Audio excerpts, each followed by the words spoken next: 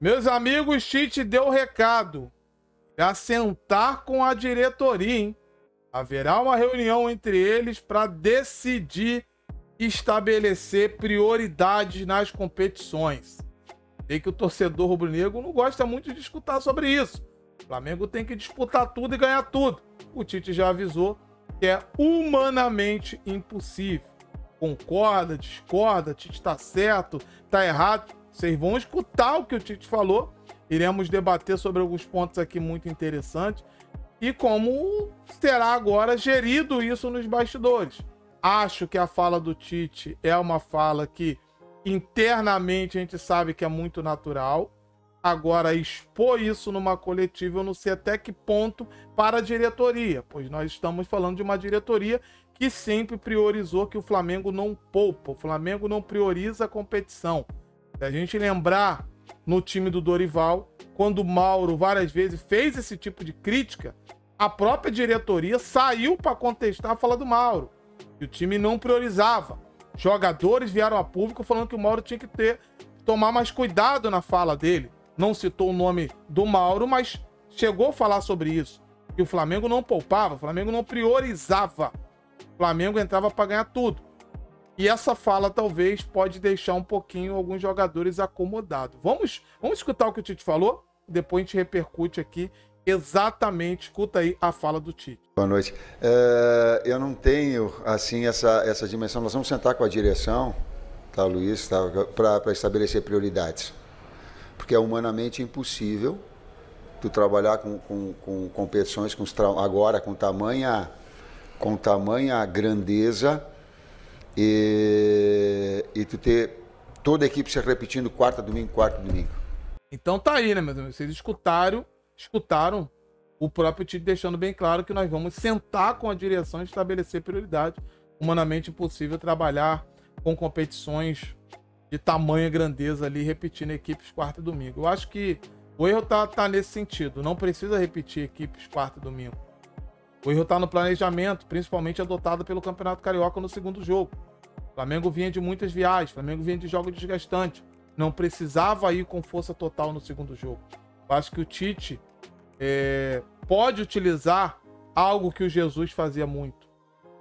A história do Jesus não poupava, mas o Jesus rodava muito o elenco. Ele estava sempre trocando peças e tendo jogadores ali, um elenco muito forte. Então não precisa também fazer um time A, time B.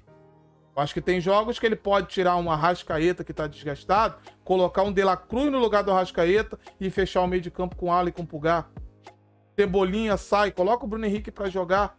Então ele vai rodando o elenco, vai trocando peça, sai o Léo Pereira, entra o Davi Luiz, sai o Fabrício Bruno, tu tem o Ortiz, tu tem o Vinha, tem o Ayrton Lucas, então não precisa jogar todos os jogos, porque realmente não tem como.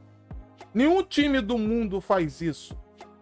Mas dá para você manter uma espinha dorsal e ir trocando peças. Eu acho que é onde o Tite precisa focar. Porque ele vem mantendo o seu time base, apesar de ontem na coletiva ele falar que não tem um time base, mas tem, em muitos jogos que a gente sabia que não era necessário ter o Fabrício Bruno. O Fabrício Bruno fez alguns jogos que todo mundo questionava. Por que o Fabrício Bruno ainda continua jogando? 2 jogos na seleção brasileira, viagem desgastante, e o Tite mantendo o jogador. O próprio Léo Ortiz falou ontem na coletiva, quando dá a comemoração dele, de comemorar apontando para a arquibancada, perguntou para quem tu estava? Para a irmã, porque estava toda a minha família aqui esperando a minha estreia e não aconteceu. E o Tite até fala, o erro foi minha culpa. Claro que foi a culpa do Tite. Porque já poderia ter estreado. Teve jogos que não tinha necessidade de colocar o Fabrício Bruno. Até para preservar o jogador. Ontem, o segundo tempo do Flamengo foi pavoroso. O Tite demorou a mexer, mantendo um time cansado no meio de campo. O Ala já poderia ter entrado mais cedo. O De La Cruz poderia ter ser adiantado para o lugar do Arrascaeta e ele ficaria com os 2 meias articuladores. O Arrascaeta não conseguia pressionar mais. O Pedro, ele falou que o Pedro sentiu, Cebolinha pediu para sair, o Varela pediu para sair. Falamos sobre isso na Libertadores contra o Milionários. O Varela já não estava aguentando contra o Milionários. O que aconteceu no jogo seguinte? Titular num jogo contra o Nova Iguaçu, já ganho. Ali já poderia ter rodado esse elenco, colocado 3 zagueiros, um jogando de lateral, Fabrício Bruno jogando de lateral, Léo Ortiz, Léo Pereira e o Ayrton Lucas. Ele descansava o Varela para um jogo importante também da Libertadores. Já poderia ter tirado o Arrascaeta no jogo do segundo jogo do Nova Iguaçu e entrado com o De La Cruz no lugar do Arrascaeta. Ali Pulgar de volante, depois tiraria o Pulgar, que também estava cansado, saiu cansado na Libertadores contra o Milionário, e colocava o Igor Jesus. Do outro lado, Cebolinha começava no banco e o Bruno Henrique de titular, iniciando uma partida. Então ele ia ter um elenco forte, um elenco que ia ter um comprometimento com o jogo, e poderia rodar esse elenco e segurar, ter todo mundo 100%.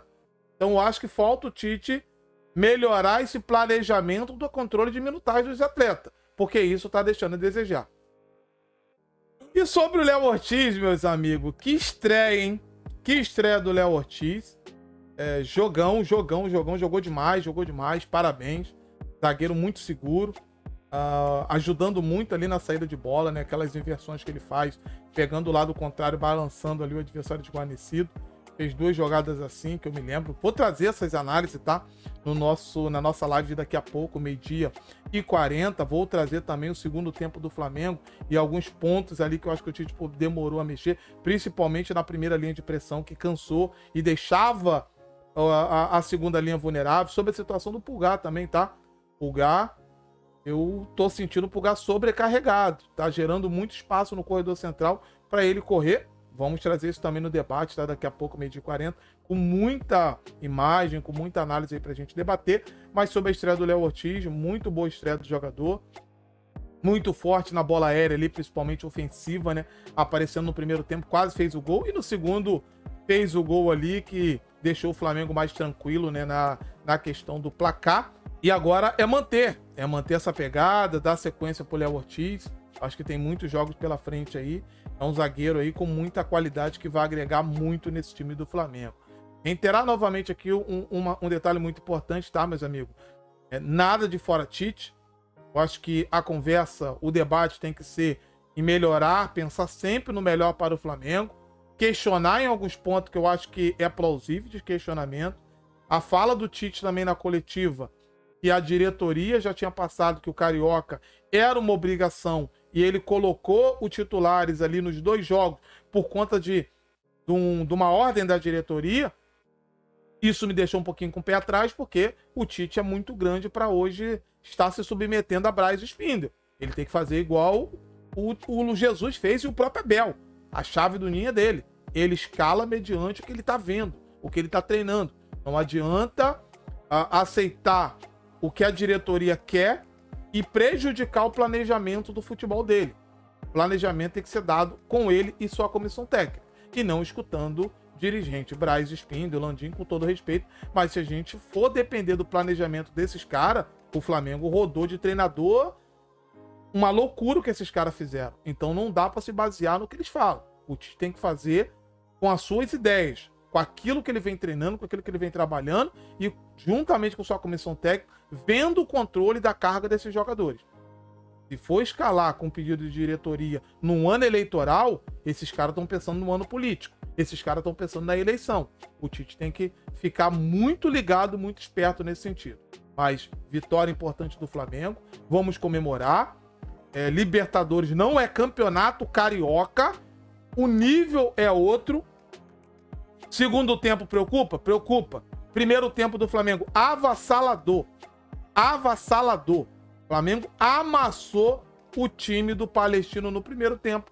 Mas futebol não podemos focar só no primeiro tempo. O Flamengo tem que saber administrar bem o primeiro tempo, fazer as oportunidades que são geradas para no segundo conseguir controlar. Não conseguimos e quase se complicamos. Vimos isso acontecer também contra o time do Milionários. Começamos bem, no segundo fizemos o gol, os caras com um homem a menos e depois empataram. Se tivesse mais alguns minutos, o Flamengo poderia sair muito prejudicado. Então, eu acho que isso tem que servir de lição, mas o trabalho segue.